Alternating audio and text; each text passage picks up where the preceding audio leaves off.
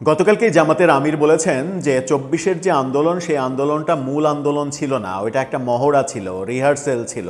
মূল আন্দোলনটার সামনে, এবং সামনে যখন বলছেন তখন তার সামনে সরকারটা হচ্ছে বিএনপি সরকার। তার মানে কি তাদের নেতৃত্বে মূল যে আন্দোলন সেই আন্দোলন কিংবা অভ্যুত্থান সেটা তারা বিএনপি সরকারের আমলে ঘটাতে চান, কিংবা এই যে বলছেন যে ২৪-এরটা রিহার্সেল, মূল আন্দোলন এখনো বাকি। তার মানে কি এটা যে ২৪-এর আন্দোলনের ফলে যেহেতু বিএনপি ক্ষমতায় এসেছে সেহেতু ২৪-এর আন্দোলনের পরিপক্কতা আসেনি কিংবা উদ্দেশ্য বাস্তবায়িত হয়নি, এখন উদ্দেশ্য বাস্তবায়নের মূল লড়াই হবে। তার মানে আন্দোলনকে সফল বলা তখনই হবে যখন জামাত এনসিপি তারা ক্ষমতায় আসবে। এটাই কি মিনিং হয় তার কথার আমরা জানি না, তবে এটুকু জানি যে বিরোধী দল জামাতের নেতৃত্বাধীন ১১ দলীয় জোট, যদিও এখন তাদের জোট ১১ দল নেই, তবুও বলা যায় যে এই জোট তারা এবার মাঠে নামছে সরকার বিরোধী আন্দোলনের। এবং আমরা জানি যে আগামী মাসের ৫ তারিখে তারা ঢাকা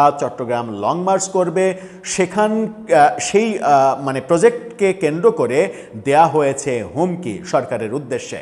কি বলছে জামাত এনসিপি জোট, চলুন একটু জেনে দেখি। হঠাৎ করেই যদি সরকারের ৬ মাস বয়স হওয়ার পরপরই এরকম মাঠের আন্দোলন তীব্র হয় এবং হুমকি দেয়া হয়, তাহলে সরকার এটাকে মোকাবেলা করবে কিভাবে, আর মোকাবেলা করতে গেলে কি অবস্থা হবে, সেই আলোচনাই করবো এই ভিডিওতে। থাকবেন পলিটিক্স টিভির নিয়মিত আয়োজনে।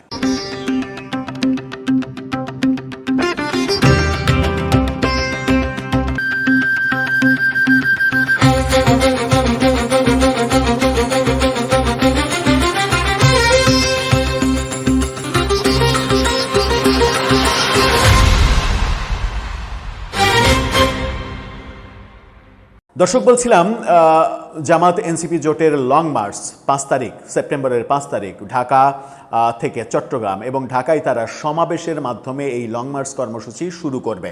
এরপর লং মার্চ নিয়ে তারা চট্টগ্রামে যাবে। উদ্দেশ্য কি তাদের এবং সেটা যদি বাধা দেয়া হয় তাহলে ভয়ানক পরিস্থিতি হবে, এমন হুমকি দেয়া হয়েছে। কি বলছে ইনকিলাব, তাদের শিরোনামটা দেখে নিন। লং মার্চে বাধা দিলে প্রতিহত করা হবে ১১ দলীয় জোট। একদল বাধা দেবে আর একদল প্রতিহত করবে, তার মানে সংঘাত অনিবার্য। এই সংঘাত থেকে মুক্তির একমাত্র পথ সরকার যদি বাধা না দেয়। কিন্তু সরকার খুব সহজেই কি এই ৬ মাস বয়সে একটা সরকার তার বিরুদ্ধে বিরোধীরা আন্দোলন জোরদার করতে পারুক এরকমটা চাইবে? চাওয়ার কোনো কারণ রয়েছে? আমার মনে হয় যে চাওয়ার কোনো কারণ নেই। সুতরাং একটা সংঘাত বোধহয় অপেক্ষা করছে। কি বলছেন তারা? লং মার্চ কর্মসূচিতে কোনো ধরনের রাজনৈতিক বা প্রশাসনিক বাধা দিলে তা প্রতিহত করে সামনে এগিয়ে যাওয়ার ঘোষণা দিয়েছে জামাত নেতৃত্বাধীন ১১ দলীয় জোট। জোটের নেতারা বলছেন আগামী ৫ সেপ্টেম্বর ঢাকা চট্টগ্রাম লং মার্চের সূচনা হবে রাজধানীতে জনসমাবেশের মাধ্যমে। পথে বিভিন্ন পয়েন্টে পথসভা করা হবে। গণভোটের রায় বাস্তবায়ন সহ জুলাইয়ের আকাঙ্ক্ষাকে বাস্তবায়নে ধারাবাহিকভাবে সারা দেশে লং মার্চ করা হবে। এক বৈঠক শেষে এই বক্তব্য দেয়া হয়েছে। তাদের এই ব্যাপারগুলো তাদের মূল দাবি।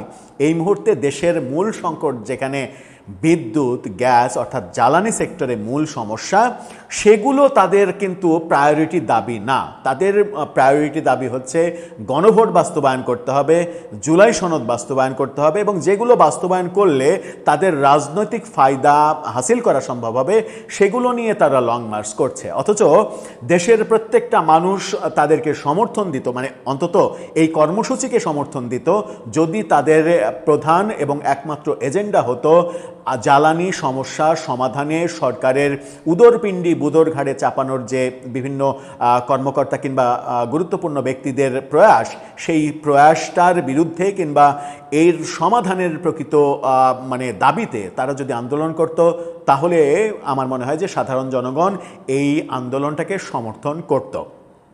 এখন আপনি গণভোট বাস্তবায়ন চান, বিএনপিকে সাধারণ জনগণ 2/3 আসনেরও বেশি আসনে বিজয়ী করে বিএনপিকে ম্যান্ডেট দিয়েছে যে তারা আগামী 5 বছর তাদের যে ম্যানিফেস্টো, নির্বাচনী ম্যানিফেস্টো, সেই অনুযায়ী তারা দেশ পরিচালনা করবে। তাদের বাস্তবায়নের ম্যানিফেস্টোতে যেটা রয়েছে সেটা হচ্ছে যে জুলাই সনদে যেগুলো আপত্তি ছিল তাদের, সেই আপত্তিগুলো বাদ দিয়ে তারা বাস্তবায়ন করবে।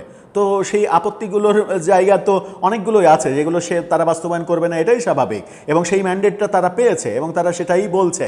এখন আপনি সাংবিধানিক পরিষদ গঠনের যে অদ্ভুত একটা মানে পদ্ধতি ডক্টর ইউনূস সরকারকে দিয়ে চাপিয়ে দেওয়ার চেষ্টা করেছিলেন, এবং ওই মেটিকুলাস ডক্টর আলী রিয়াজ, যিনি ঐক্যমত্য কমিশনের মিটিংয়ে কোনো ধরনের আলোচনা ছাড়াই সাংবিধানিক পরিষদের গঠন এবং 6 মাসের বাধ্যবাধকতা এবং সেই 180 দিনের মধ্যে এটা না হলে সংবিধানে অটোমেটিকভাবে জুলাই সনদ বাস্তবায়িত হয়ে যাবে, এই অদ্ভুতুরে ব্যাপারগুলো সংবিধানে মানে জুলাই সনদে শেষ মুহূর্তে লিখে দিয়েই তো সর্বনাশটা করেছেন।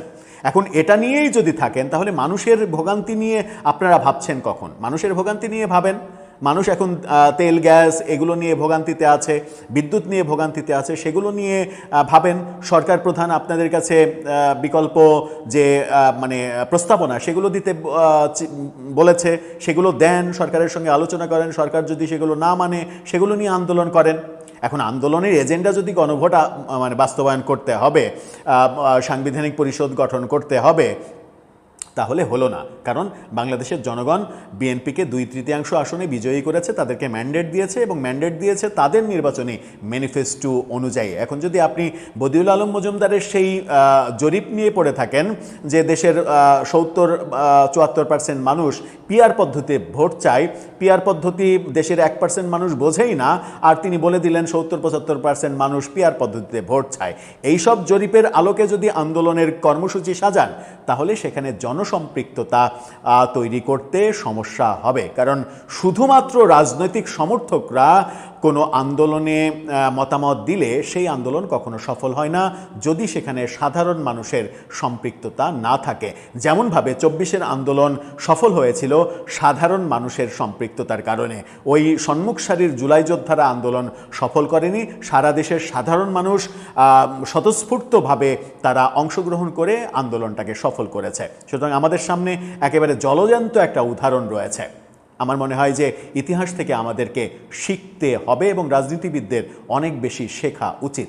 দর্শক, আপনার কাছে কি মনে হয়, একটা সংঘাত কি অনিবার্য? সরকার কি এই বিরোধী দলকে এখনই মাঠে অনেক বড় শোডাউন করার সুযোগ করে দেবে? আমার মনে হয় না যে দেবে, এবং এটাকে কেন্দ্র করে একটা বিশৃঙ্খল পরিবেশ তৈরি হতে চলেছে 5 তারিখ থেকে। আপনার মতামত জানিয়ে লিখতে পারেন আমাদের কমেন্ট বক্সে।